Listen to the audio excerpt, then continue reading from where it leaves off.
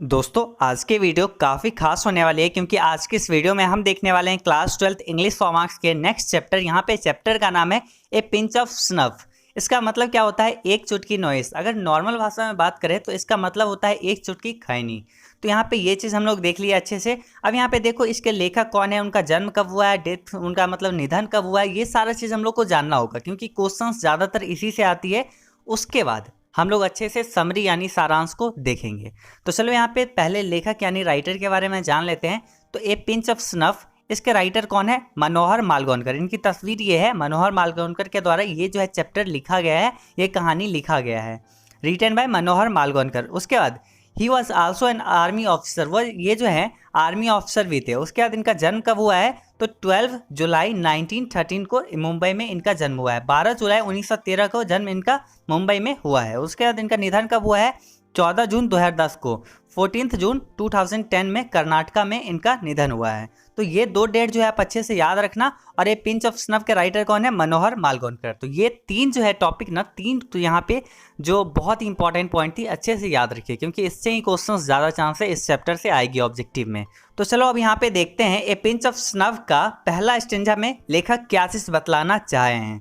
तो यहाँ पे पहला स्टेंजा में लिखा हुआ है a pinch of snuff is a comic story written by Manohar Malgonkar. तो यहाँ पे बतलाया गया है मनोहर मालगोनकर के द्वारा लिखी गई यह एक मजाहिया कहानी है। मजाहिया का मतलब क्या होता है? मजाकिया टाइप का, मतलब थोड़ा सा कॉमेडी वगैरह नहीं होता है, उस टाइप का ये जो है कहानी है, स्टोरी है, मनोहर मालगोनकर के द्वारा लिखा गया।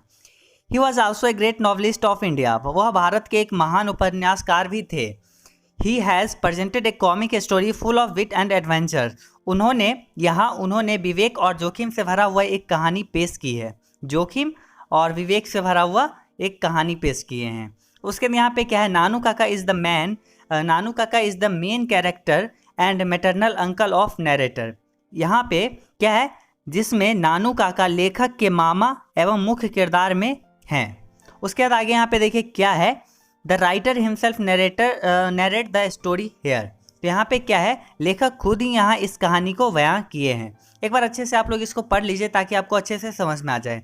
ए pinch of snuff is a comic story written by Manohar Malgonkar. A pinch of snuff जो है एक बहुत ही मजाहिया कहानी है जो कि मनोहर मालगोनकर के द्वारा लिखा गया है। ही was also a great novelist of India, वह भारत के एक महान नॉवलिस्ट थे, तो उपन्यासकार थे। उसके बाद यहाँ पे क्या है? He has presented a comic story full of wit and adventure. तो यहाँ पे क्या बोले हैं? उन्होंने विवेक और जोखिम से भरी हुई एक कहानी पेश की है। फिर आगे देखिए यहाँ पे क्या है? Nanu Kaka is the main character and maternal uncle of narrator. Nanu Kaka जो है मेन कैरेक्टर में है, मेन पात्र में है, और मैटरनल अंकल भी हैं, किसके? नरेटर के, लेखक के। उसके बाद यहाँ पे क्या है?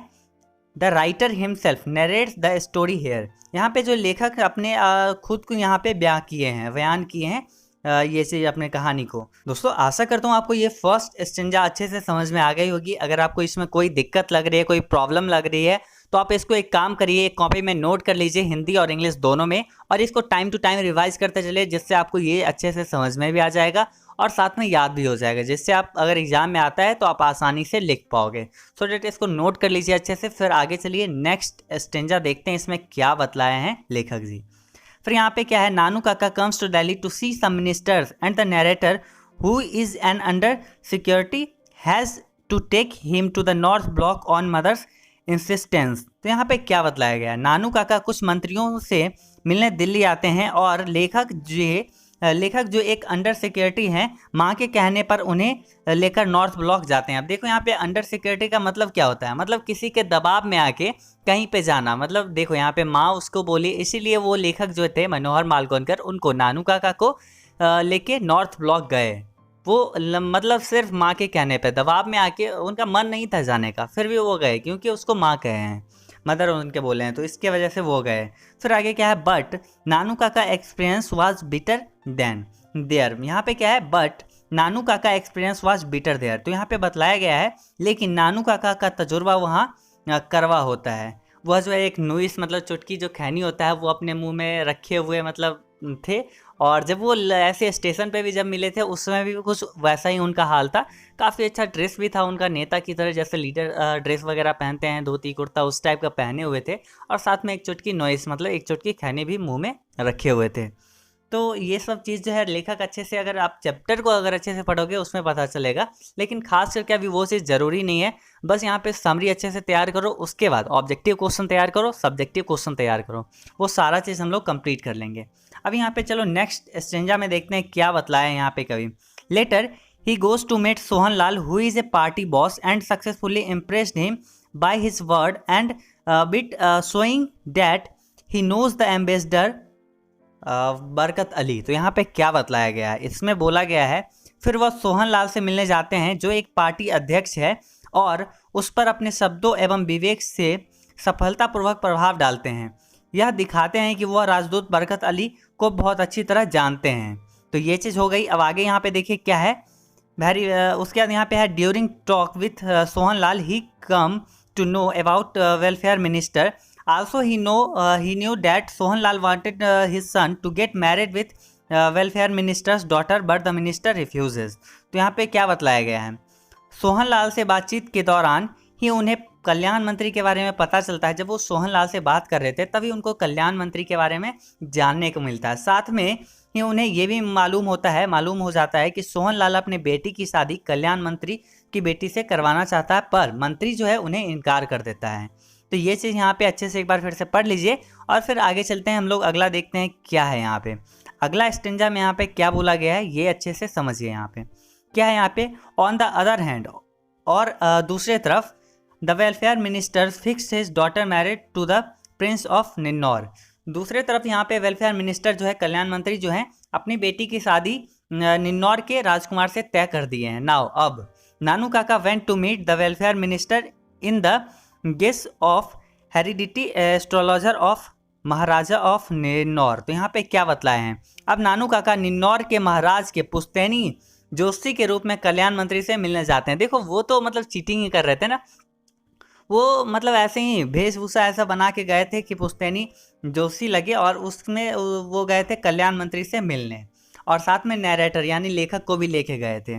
फिर आगे देखो यहाँ पे क्या बतलाया गया है, आगे यहाँ पे बतलाया गया है and he mention it on visitors book. अब देखो यहाँ पे कल्याण मंत्री से जब आप मिलने जाओगे ना तो वहाँ पे विजिटर्स बुक एक आता है कि कौन कौन आया कौन कौन गया, मिलने के लिए कौन आया था, कौन मिल के गया, कौन नहीं मिला। तो इसका एक वहाँ पे विजिटर्स बुक बनता है। तो वो वहाँ पे ये चीज़ लिख दिए थे। उस समय क्या था, मिनिस्टर जो थे बिजी थे, वो मतलब कुछ काम से बिजी थे, वो नहीं थे वहाँ पे। तो वो क्या किए, अपना वो विजिटर बुक में लिख दिए कि हम यहाँ पे आए थे। तो उसके बाद क्या हुआ चलिए देखते हैं। As soon as the welfare minister comes to know about this, तो जैसे ही उनको जितना जल्दी उसको पता चला, वेलफेयर मिनिस्टर कल्याण मंत्री को जब ही ये बात पता चला, he himself visit my home to meet Nanu Kaka. मतलब जैसे ही ये वेलफेयर मिनिस्टर को ये बात पता चलता है कि ये हमारे पुश्तैनी, यहाँ के पुश्तैनी जो यहाँ क्या चीज़ है, एस्ट्रोलॉजर जो है जोशी जो है, वो जब ही उनके यहाँ पधारे थे, उनके यहाँ आए थे, लेकिन वो कुछ काम से बिजी थे तो वो उनसे मिल नहीं पाए थे। सो वो क्या किए, तुरंत ही उनके घर चले गए, मतलब नैरेटर लेखक के घर चले गए। अब देखो यहाँ पे नानू काका कहाँ रह रहे थे, लेखक के यहाँ रह रहे थे। और जैसे ही वेलफेयर मिनिस्टर को ये बात पता चलता है कि मतलब पुश्तैनी यहाँ पे कौन, पुश्तैनी जोशी हमसे मिलने आया था, किसके, निन्नौर के राजकुमार के के तरफ से, ये जो है महाराजा के तरफ से उनके पुश्तैनी जोशी मिलने आए थे।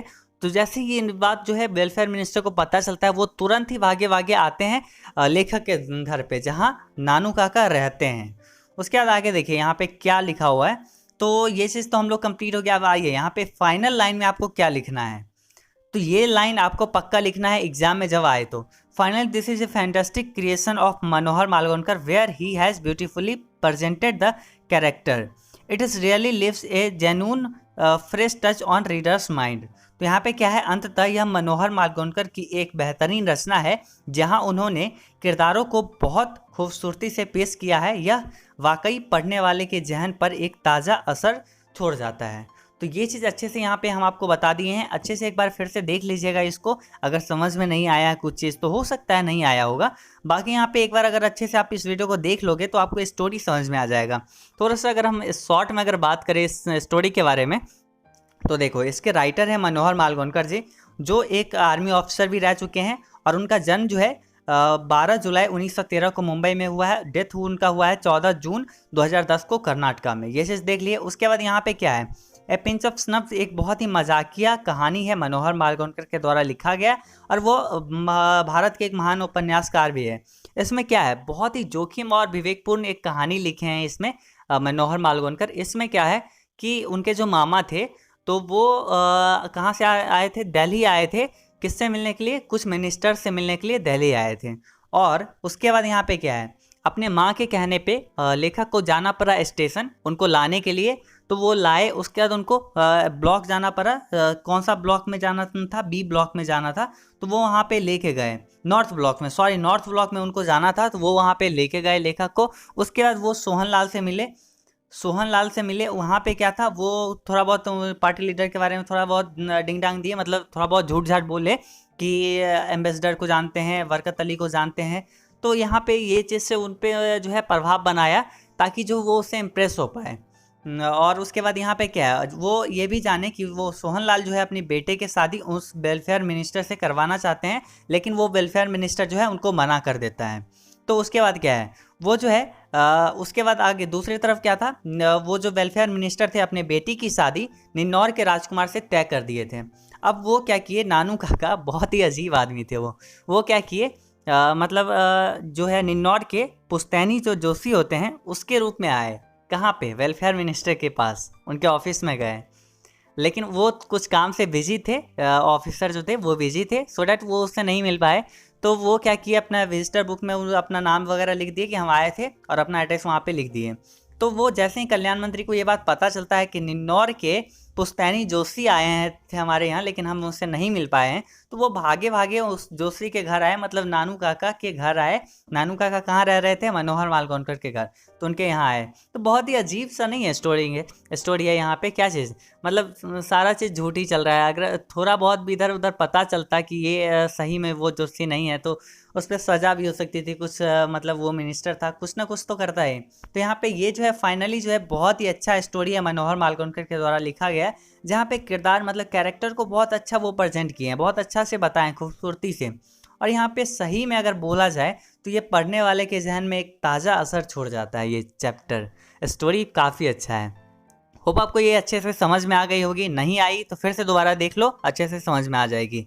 अगले वीडियो में मिलते हैं इसके ऑब्जेक्टिव क्वेश्चन के साथ, तब तक के लिए बाय बाय।